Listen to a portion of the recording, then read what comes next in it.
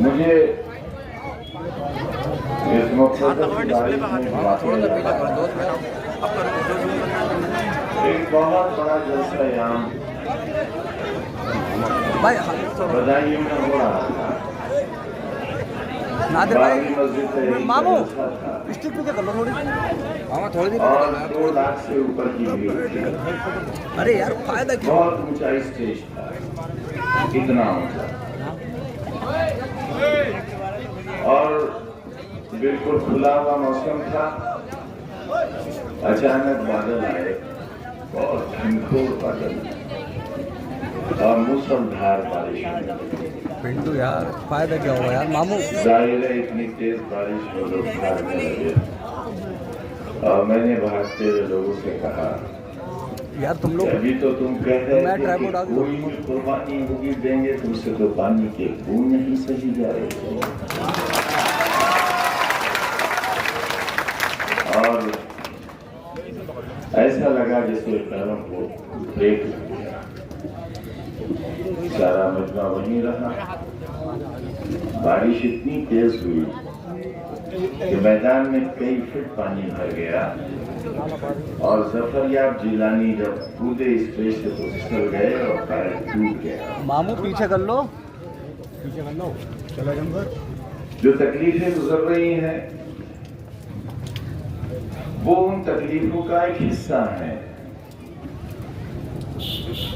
जो पूरी उम्र तालिब इल्म जिंदगी से लेकर आज तक सिलसिला जारी था, सिलसिला जारी है। अब देखना यह है कि इस दौर में थकता कौन है, जालिम या मजलूम।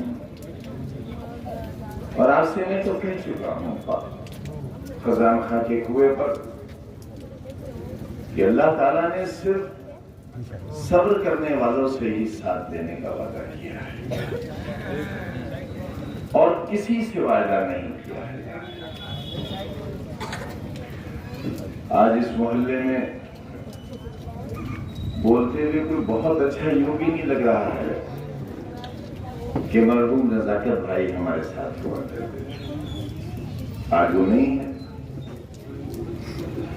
और यही जिंदगी का निजाम है, अच्छे लोग नहीं तो बुरे लोग कैसे रह जाएंगे। जिन गुलों ने यह समझ लिया है कि वो इख्तिदार का पट्टा लिखवा कर आए हैं, ऐसा नहीं है। हमने मिसेस इंदिरा गांधी का भी दौर देखा। राजीव गांधी से ज्यादा तो किसी के पास एमपी थे ही नहीं, चीफ भी नहीं मिले उनके को। तो जब कुदरत इंतकाम लेती है तो ऐसा होता है कि संजय गांधी उड़ते हैं जिंदा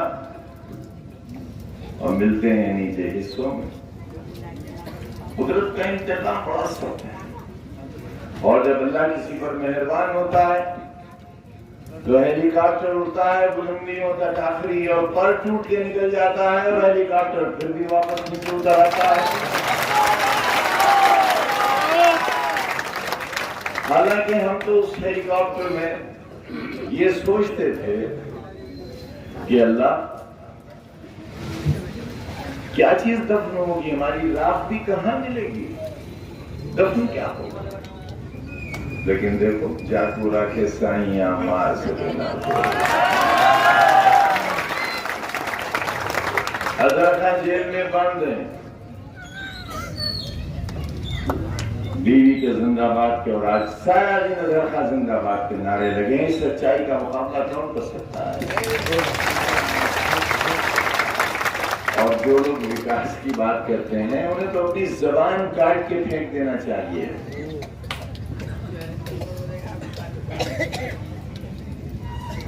अक्सर लोग मिसाल देते हैं कि मेरा थूका चाट लिया।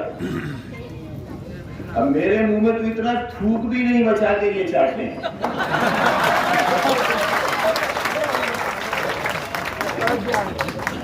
बाबेल पर थूक दिया मैंने, वो चाट लिया। सिर्फ इनकी जबानें बड़ी लबलब वाली हैं, वही नहीं ये संजय के ढेरे वाले।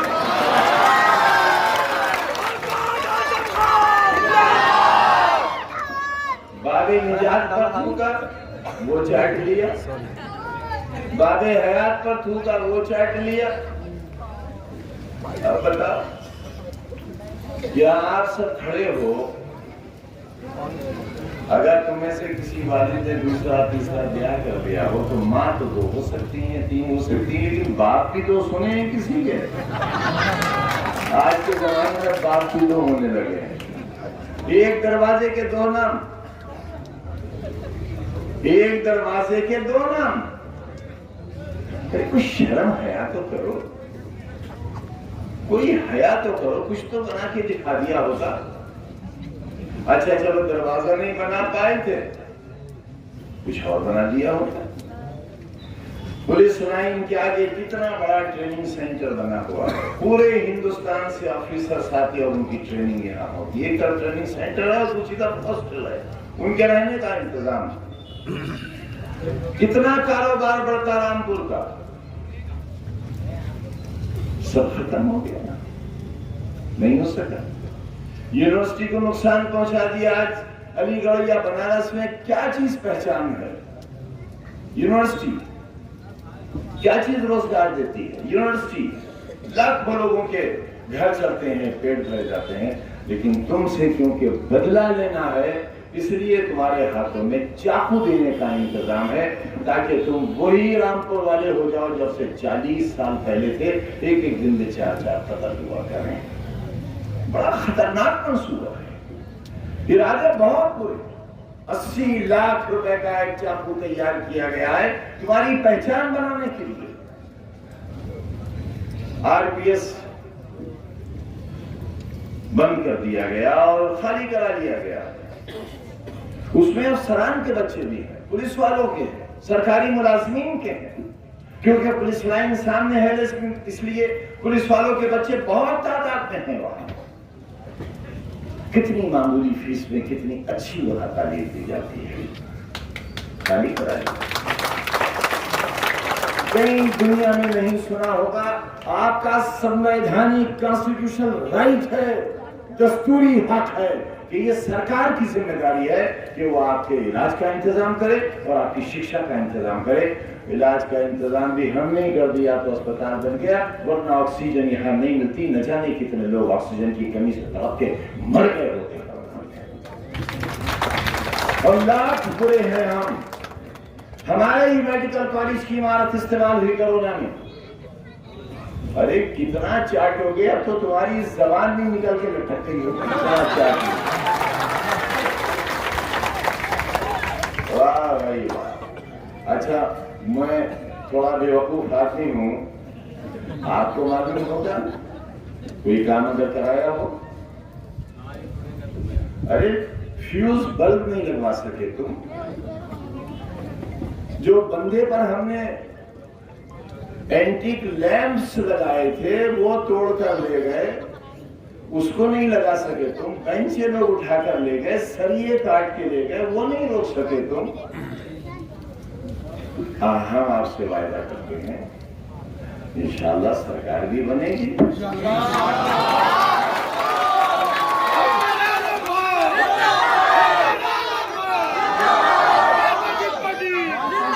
1977 में जब इमरजेंसी खत्म हुई, 1975 में जब हम गिरफ्तार हुए, तुम्हारे तुमसे भी छोटी उम्र के थे, और बनारस जेल में ये बात आम थी कि अब कभी नहीं छूटेंगे, हमेशा बंद रहेंगे और मार दिए जाएंगे। स्लो पॉइजनिंग तो शुरू हो गई थी, घी में जहर दिया जाता था, मार दिए जाएंगे। लेकिन 1.5 साल के अंदर ऐसा तख्ता पलटा कि पार्लियामेंट ने मिसेस इंदिरा गांधी की मेंबरशिप खारिज कर दी, पासपोर्ट जब्त कर लिया, हिंदुस्तान से बाहर जाने पर पाबंदी लगा दी।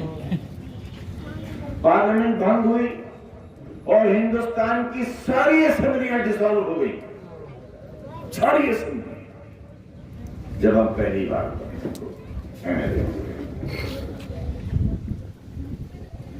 कब तवे से रोटी पलट जाएगी कुछ नहीं पता।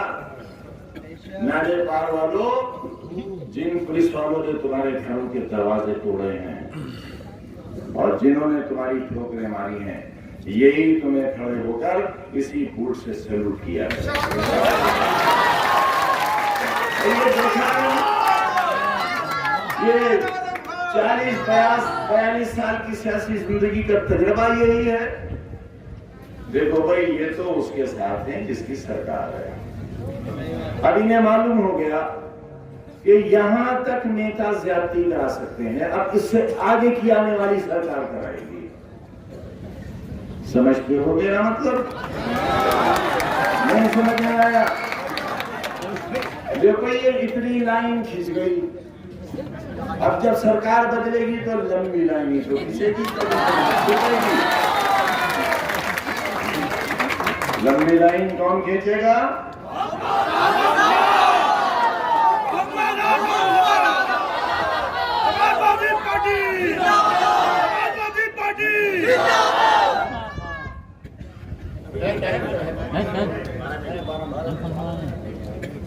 पैसा ना कल कम था ना इंशाल्लाह कल कम होगा। बहुत पैसा था हमारी सरकार में। ये कहते हैं पैसे ही नहीं है, पता नहीं भाई कहाँ इतना ऐसा बढ़िया हाजमा है माशाल्लाह, ऐसा बढ़िया हाजमा है।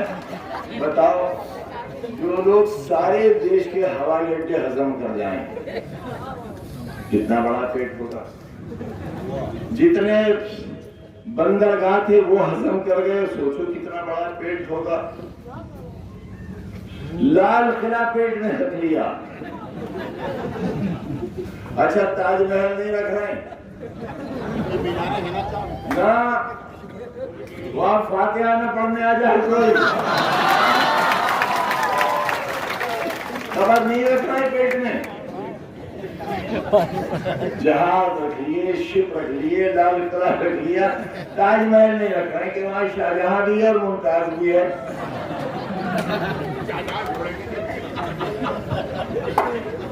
दीवाने हो गए।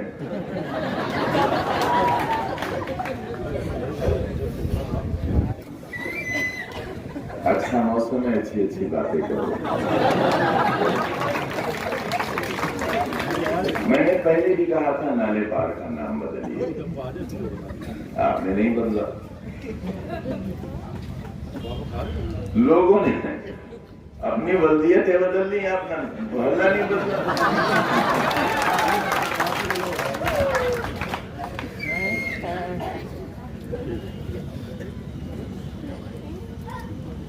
फरहान खान ने कहा कि एक साहब मैंने क्या वो कार्बोनेशन भी क्या हो गया, कार्बोनेटेड पे वापस आ गया। एक साहब का ये भी हो।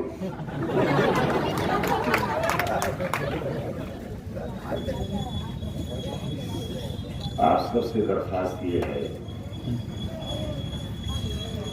कि आप छोटी छोटी सी नाराजगियों की बुनियाद पर हमारा साथ मत छोड़िए, क्योंकि आपकी हर ज्यादती को हमने अपनी तकदीर समझा। आपने पार्लियामेंट हमारी छिड़वा दी, हमने अपनी तकदीर समझा। आपने जीती हुई असेंबली छिड़वा दी, जिस पर 45 साल से आपका कब्जा था और कोई ये सोच नहीं सकता था कि कभी यह कब्जा आपका खत्म हो जाएगा। आपने विरासत तब्दील करा दी, दिल फट जाने वाले नतीजे सामने आए और आप खामोश तमाशाई बने रहे। सोचो कितनी तकलीफ होगी मेरे दिल को। मुझसे क्या और चाहते हो? बार बार हर जगह यही पूछ रहा हूँ, क्या चाहते हो? मैंने कौन सी कमी की आपकी बेहतरी के लिए, आपके शहर को बेहतर बनाने के लिए? कौन सी कमी की? इतने छोटे से वक्त में जब जब भी इख्तियार मिला, कुछ न कुछ करके दिखाया आपको। अब इस बार अगर आ जाते तो यकीनन आपके शहर को ऐसा बनाते कि हिंदुस्तान में इतना खूबसूरत शहर नहीं होता, लेकिन नहीं कर सके। इसमें हम अपने कमनसीबी ज्यादा समझते हैं आपसे, क्योंकि हमारा तो मिशन है, ये हमारी जिंदगी का मिशन है। आपके हाथों में कलम हो, ये हमारी जिंदगी का मिशन है। आपने कब कहा था हमसे कि हमें कलम चाहिए? किसी ने नहीं कहा था। वो सारे काम तो मैंने किए थे आपके लिए। आप उसे संभाल के भी नहीं रख सकते। दीवारें टूटती रही, आप तमाशाई बने रहे। हमारे ऊपर करोड़ों के जुर्माने लगते रहे, आप तमाशाई बने रहे। और जिनको रामपुर बर्बाद करना था उन्होंने रामपुर बर्बाद कर दिया, और फिर भी आपकी महफिलों की जीनत बने रहे। आज मेरे पास 2 फोटो आए हैं, वायरल हुए होंगे आपके मोबाइल पर भी। एक फरिश्ता उतरा है आसमान से, बड़ा खूबसूरत फरिश्ता, उसका फोटो खींच गया। मगर अल्लाह ताला ने उतारा उसे ऐसी जगह है जहां मुसल्ला और जौनिक और की सारी टेबल भरी हुई है, और वो अकेला खाना है, अकेला। और वो तो बगैर दांतों और बगैर जबान के खा रहा। ये तो चलो जबान के नीचे चाट रहे थे। तो ये जो आपकी सफों में सरकार है, ये जो आपकी सफों में धोखेबाज हैं, जो हमारे पिता थे, जो हमारे धोखेबाज थे, क्या हुआ भाई? ये कुर्सियां तो बारिश की वजह से खाली हो गई। 4-5 कुर्सियों पर अगर वो लोग बैठ भी जाते तो कौन सी तादाद बढ़ जाती। और मैं बहुत सी चीजें मुझे मालूम नहीं होती, लोग लिहाज में नहीं बताते। सुना है गोनियां बड़ी मारते थे, और मुझे पता नहीं चला, मैं तो मसरूफ इतना रहता था, मालूम ही नहीं रहता था। बच्चों, जानते हो तुम क्या हमारी दिनचर्या थी? दफ्तर से आते थे तो बक्से हमारे साथ आते थे, चमड़े के बक्स में फाइलें होती थी। रामपुर के लिए रवाना होते थे जब जुमे को, तो 2 चपरासी हमारे साथ फाइलें उतारने वाले चलते थे। बैठते ही ट्रेन में फाइल वर्क शुरू कर देता था।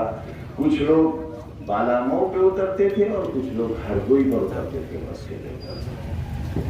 और जब लखनऊ में रहता था तो बेशतर ऐसा होता था कि सारी रात फाइलें करता था और सुबह नहाकर फिर वहीं से दफ्तर चला जाया करता था।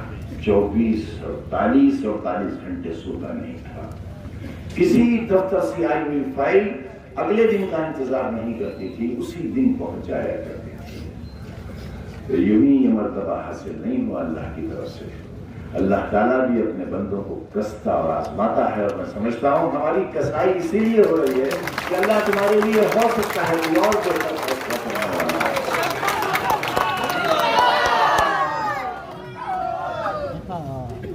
क्या ये बात अच्छी नहीं होती कि जो लोग बात नबी के मुकाबले में खड़े हैं उन्हें इतनी गैरत और हया होती कि लानत के तौर डालने के बजाय वो इनसे वास्तेदारी और रिश्तेदारी निभाते, इनके मुकाबले में खड़े नहीं होते। चलिए, एक साहब तो भाजपा के हैं, समझ में आता है। एक साहब इनडायरेक्ट भाजपा के हैं, और एक साहब वो हैं जो मैं 40-50 साल से कहता चला आया कि नवाबों के आगे इतने झुके कि कमर टेढ़ी हो गई, सीधी नहीं हुई। एक साहब ऐसे भी लड़ रहे हैं जो मोहतरमा के आगे बिल्कुल कुड़क मुर्गा बने हुए हैं, बिल्कुल कुड़क। अरे जब तुम्हारी अपनी कोई हैसियत नहीं रहती और इतना सर झुका लिया जो कभी अल्लाह के आगे भी नहीं झुकाया, तो सर और सीना तान के उनके सामने खड़े कैसे हो गए, उनके जुल्मों का हिसाब कैसे करोगे? तो कभी ऐसे शख्स को ताकत मत दो जिसके रीढ़ की हड्डी ना हो। मशीन लाकर यूनिवर्सिटी में छुपाने वाली पुलिस का जो जवाब फातिमा जबी ने दिया, मैं समझता हूँ रामपुर में किसी के अंदर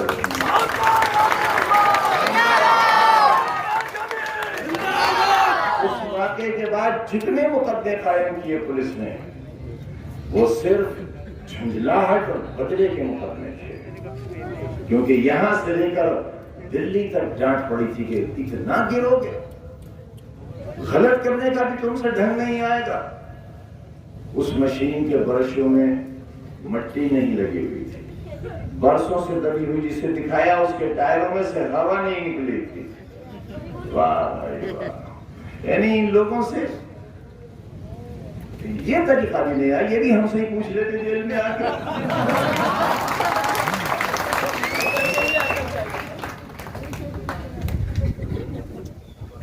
यार इतनी बड़ी तादाद में और सच्ची रामपुर का कब्जा कर लूंगा, सब साथ में रहो तो।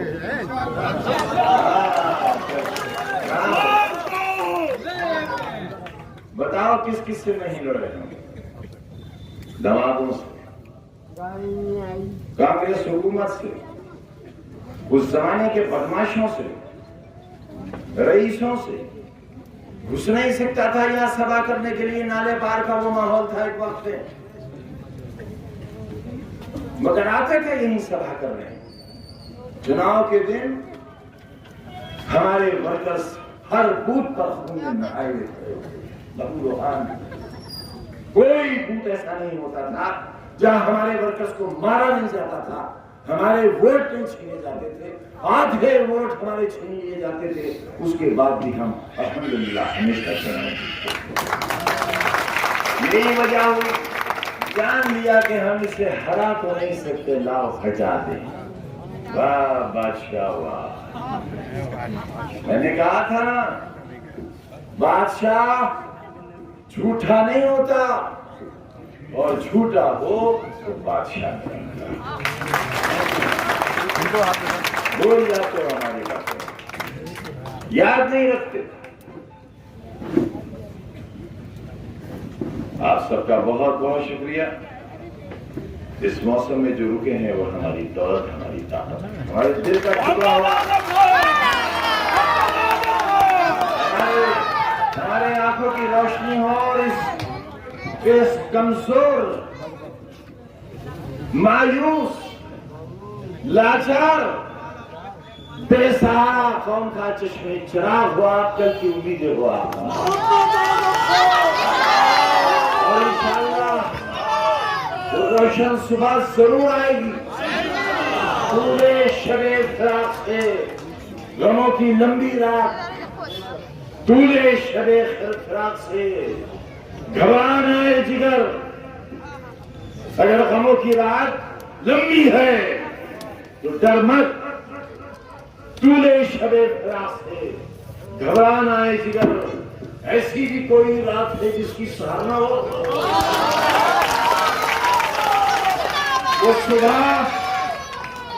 सुबह जरूर आएगी इंशाअल्लाह। सूरज बन जाओ और ऐसी रोशनी दो कि दुनिया के अंधेरों को खत्म कर दो। रामपुर वालों, तुमसे लोग डरते हैं, इसीलिए तुम पर जुल्म करते हैं, डरते हैं तुमसे, और ये डर ही तुम्हारी ताकत है, ये डर ही तुम्हें हौसला देगा। मगर अपने हाथ से कलम मत छोड़ना, चाकू मत पकड़ना। तुम्हें इंसानियत की हिफाजत करनी है और आने वाली नस्लों के मुस्तकबिल को संवारना है। बहुत